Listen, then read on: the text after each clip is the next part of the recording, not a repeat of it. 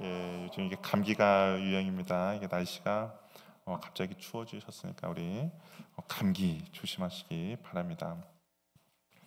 야곱의 그 하란 생활은 뭐 쉬운 그런 생활이 아니었어요.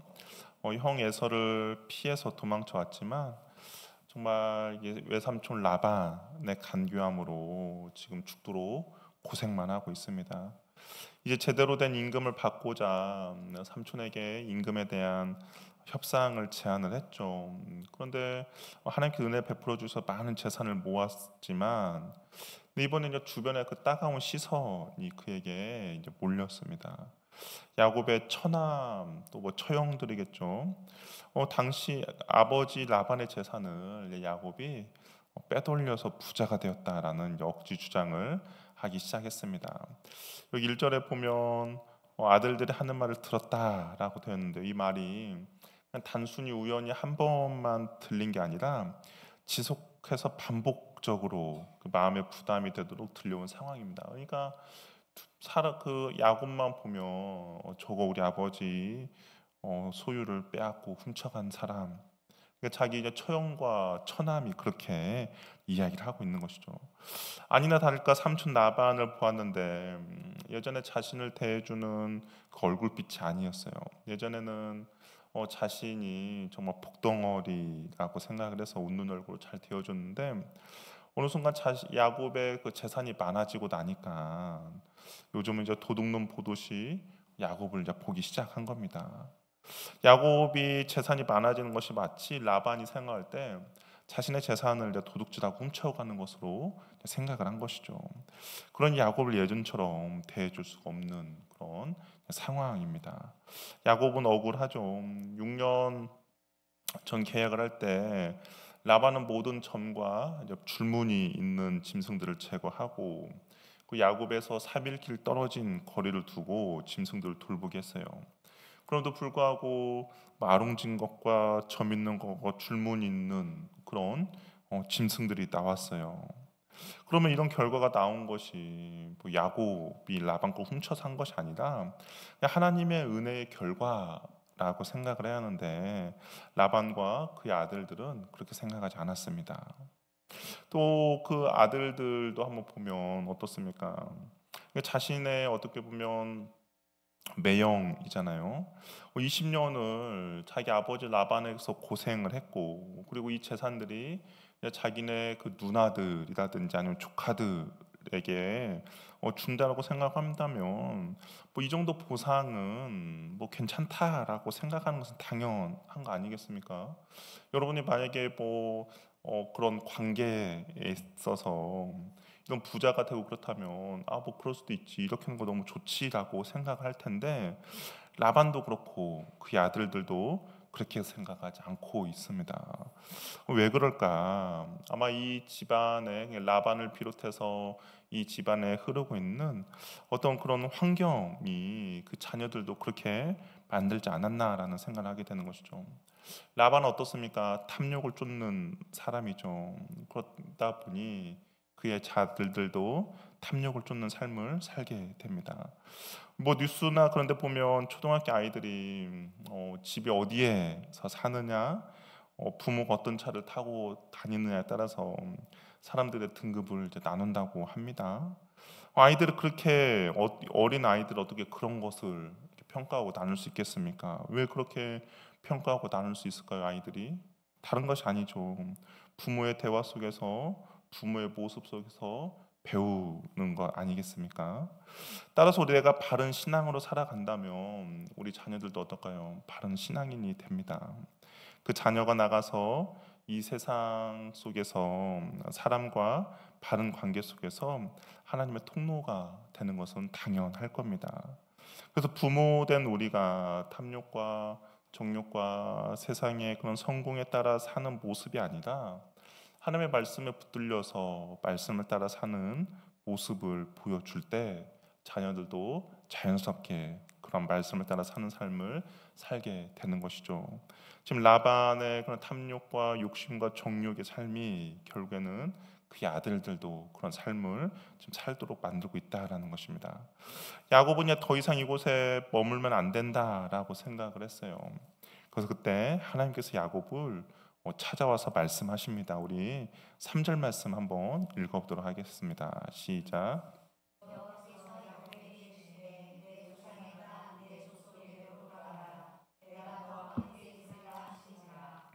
야곱이 하나님의 음성을 20년 전에 들었죠. 이제 베델에서 형 에서를 피해서 돌베개를 자고 있을 때 그때 하나님이 야곱을 찾아왔습니다.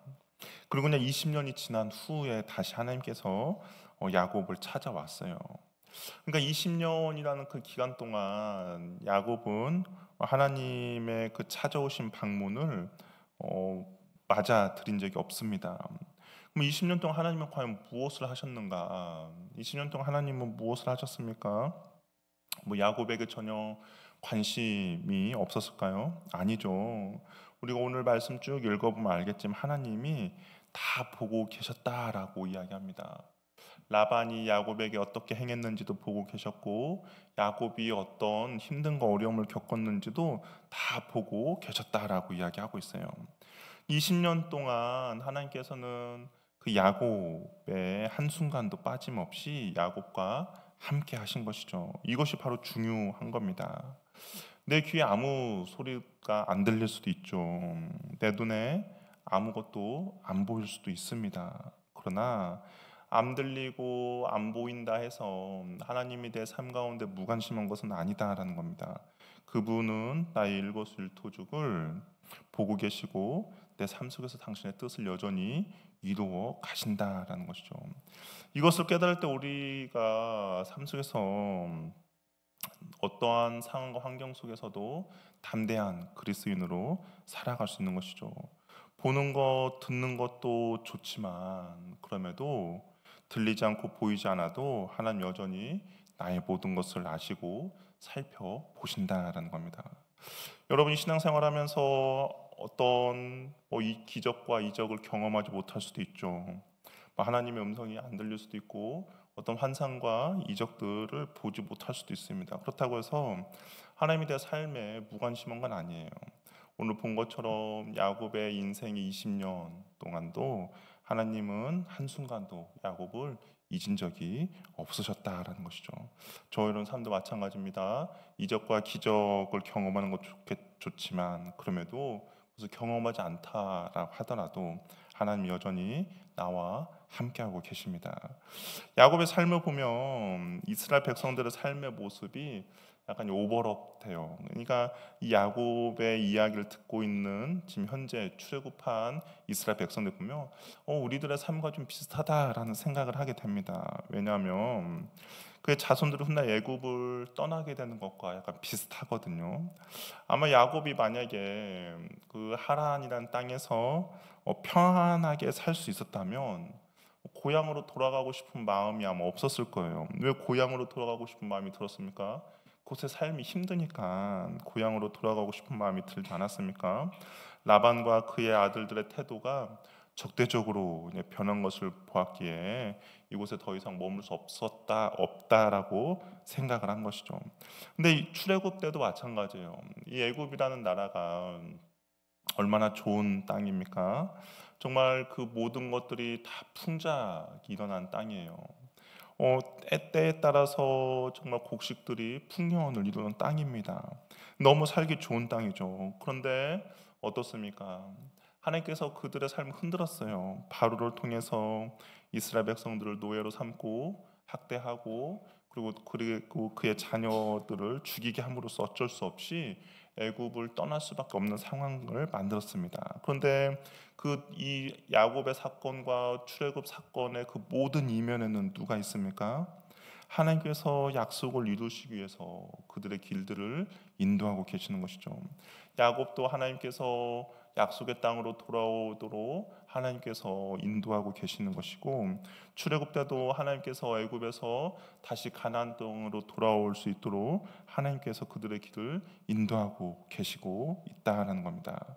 이 하나님이 야곱을 찾아와서 야곱에게 이제 그런 고향으로 돌아갈 것을 이야기하니까 야곱이 그 말씀에 이제 반응하기 시작합니다. 하나님의 말씀을 우리가 어떻게 반응하느냐 정말 중요하죠.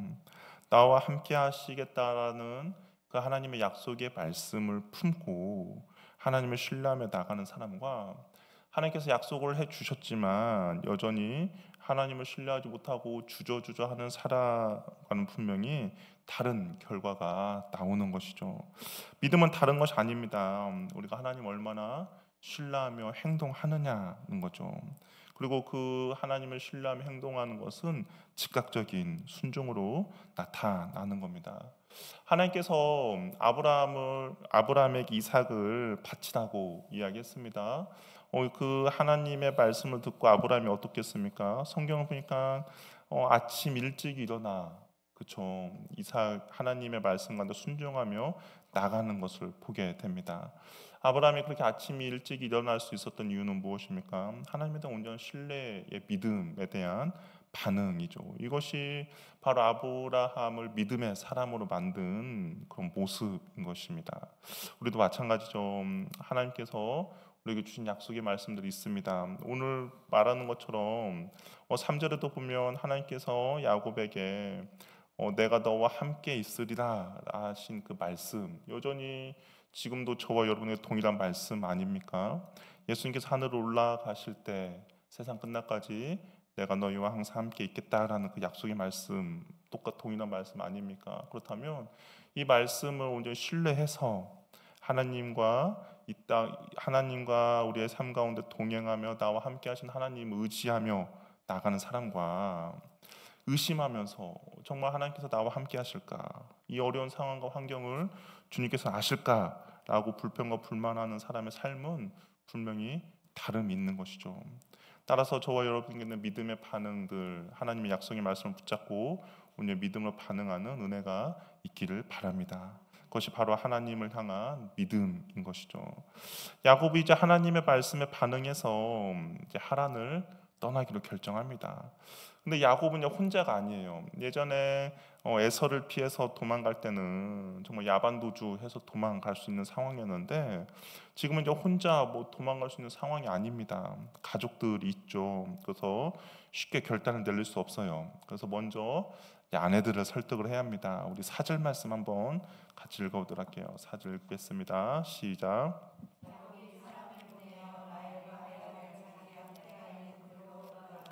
예, 집안에서는 이야기할 수 없어요. 왜 집안에서 이야기할 수 없습니까?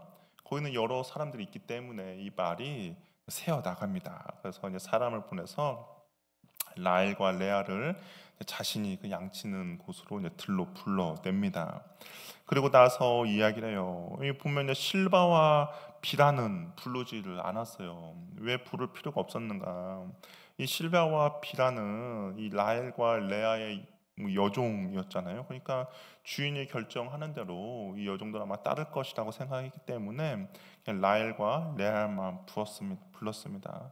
그리고 이제 라헬과 레아에게 고향으로 돌아갈 것을 이야기를 해요. 근데 그 이유가 어떤 회피나 충동적인 도피가 아니라 하나님의 그 인도하심, 하나님의 말씀이라고 이야기합니다. 이어서 야곱이 자신이 얼마나 그 라반을 위해서 일해 왔는지 이야기를 하는데요. 우리 6절, 7절 말씀도 한번 같이 읽어보도록 하겠습니다. 한번 읽어볼게요. 시작.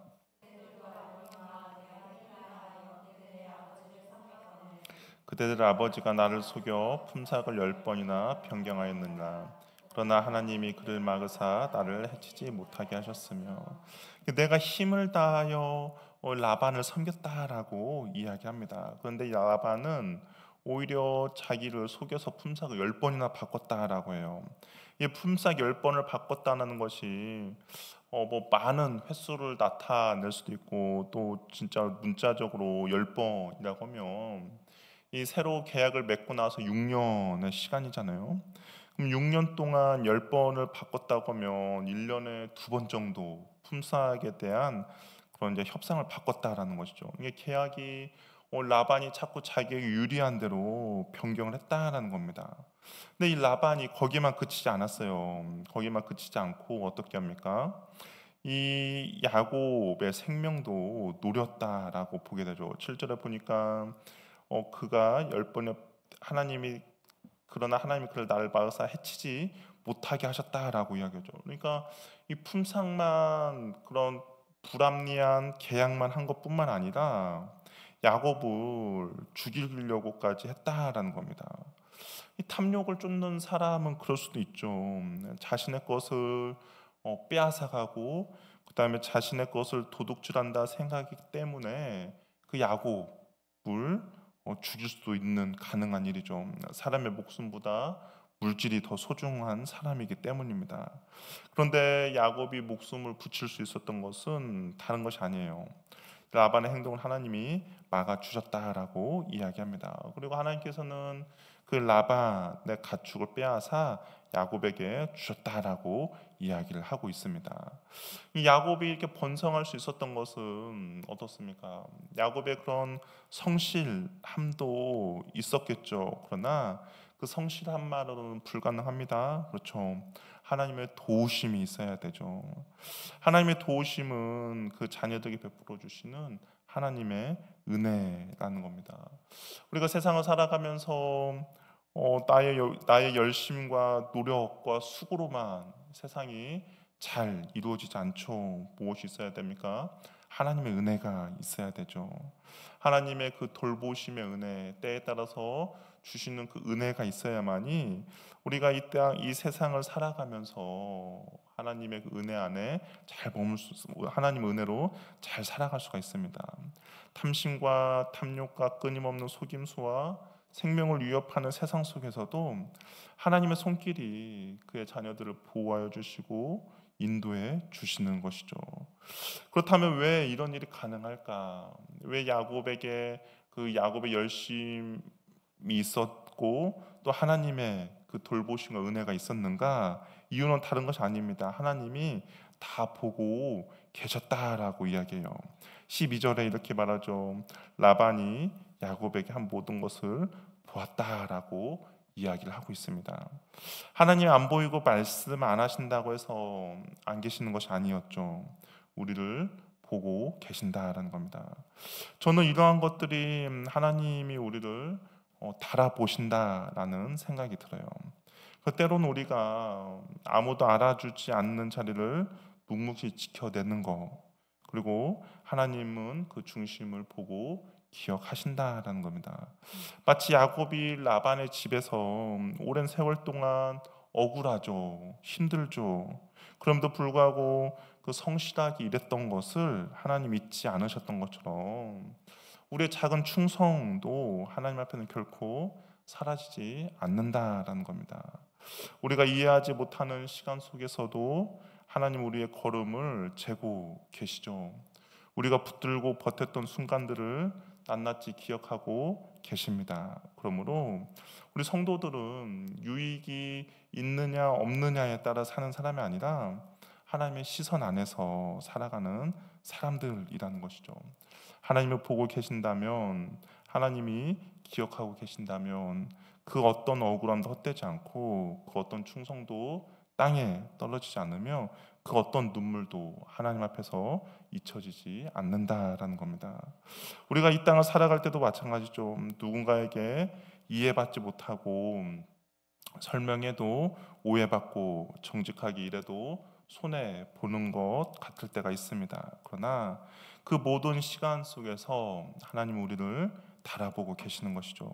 우리의 신앙을 달아보고 우리의 충성을 달아보고 우리의 고난 가운데서도 하나님을 신뢰하는 마음을 달아보십니다. 그리고 그 달아보심의 결과 하나님의 때라고 생각하셨을 때 하나님의 은혜의 응답을 우리에게 해 주시는 것이죠. 그럼 어떤 상황 가운데서도 낙담하지 마시기를 바랍니다. 하나님 보고 계시고 하나님이 기억하고 계시고 하나님이 준비하고 계십니다. 우리가 해야 될 것은 그 나를 바라보고 계신다는 하나님을 의식해서 주님 앞에 성실하고 정직하게 살아가는 겁니다. 하나님께서 반드시 그의 때에 하나님의 방법으로 하나님의 은혜의 손길을 우리들에게 베풀어 주시기 때문인 것이죠. 이제 야곱의 이야기를 다 듣고 나서 이 라헬과 레아의 반응은 무엇입니까? 우리 14절에서 16절 말씀을 한번 같이 읽어보도록 하겠습니다. 한번 읽어볼게요. 시작.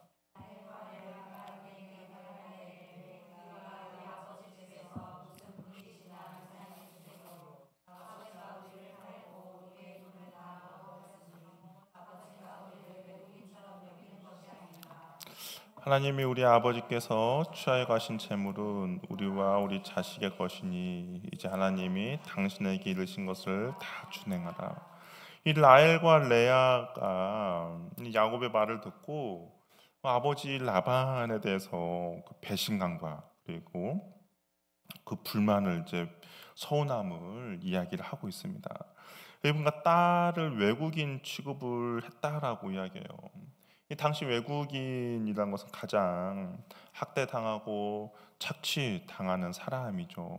이 아버지가 딸들을 그렇게 했다라는 겁니다. 그리고 원래는 이때 그 신부 대금이 있지 않습니까? 신부 대금을 이제 딸들을 위해서, 그러니까 딸들과 그 딸들에게 태어난 자식들을 위해서 아버지가 어느 정도 이렇게 주는 그런 풍습들이 있는데 아마 이 라반은 그렇게 하지 않았다라는 거죠. 그냥 값싼 야곱의 노동력을 자신의 배를 채우는데 다 사용했어요. 그러니까 16절에 보면 이렇게 이야기하죠. 우리 아버지께 취하여 가신 재물이라고 이야기하지 않습니까? 그러니까 자신들에게 돌아와야 할 몫을 라반이 전혀 주지 않았다라고 이야기를 합니다.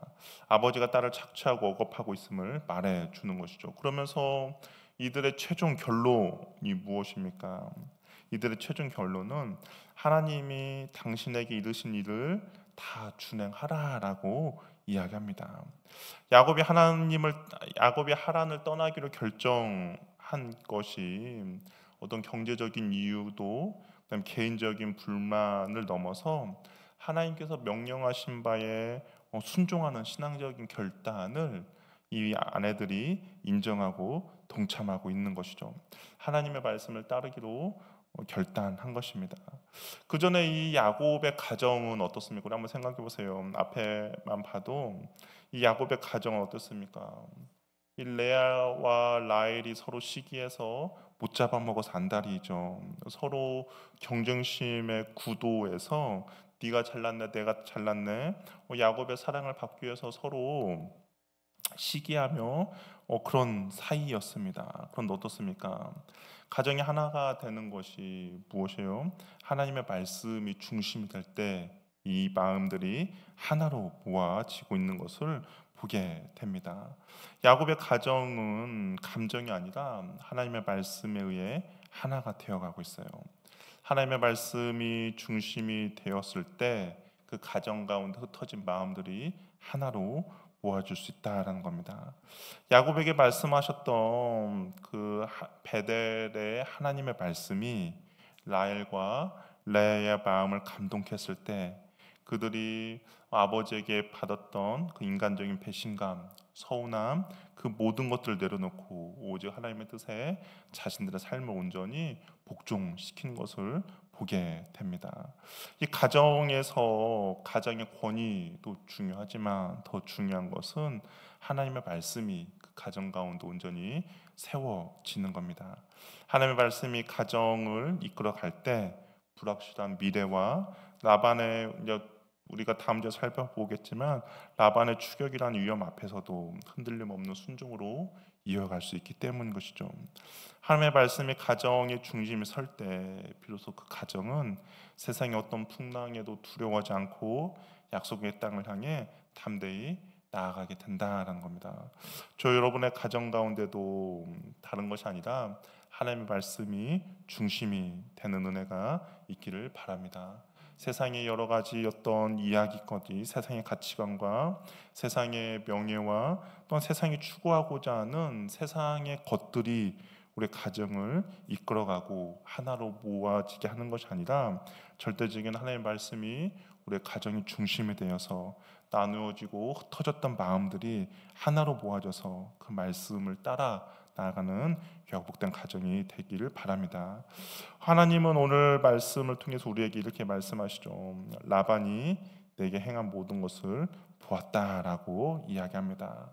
사람이 알아주지 않아도, 사람이 왜곡해도, 사람의 시선이 나를 오해해도 하나님은 다 보고 계신다고, 하나님은 기억하신다고, 하나님은 우리를 온전히 인도해 주신다는 것이죠. 그리고 마침내 우리를 약속의 자리, 언약의 길, 축복의 통로로 우리를 이끌어 주실 것입니다. 그러므로 사람의 시선 아래 흔들린 인생이 아니라 하나님의 시선 아래 흔들리지 않는 인생이 되시길 바랍니다. 하나님이 다 보고 계시며, 하나님 알고 계시며, 하나님이 기억하고 계셔서 갚아 주실 것이며 은혜를 베풀어 주실 것입니다. 우리 인생을 달아보시는 주님 앞에서 날마다 믿음으로 반응하고 순종하는 저와 여러분 되기를 바랍니다. 하나님의 그 달아보신 가운데 우리가 하나님의 은혜를 이끌고 하나님의 시선을 붙잡으며 하나님의 그 도우심의 손길을 우리가 이끄는 그런 믿음의 승리자가 되는 저와 여러분 되기를 바랍니다. 기도하겠습니다. 우리 시간 기도할 때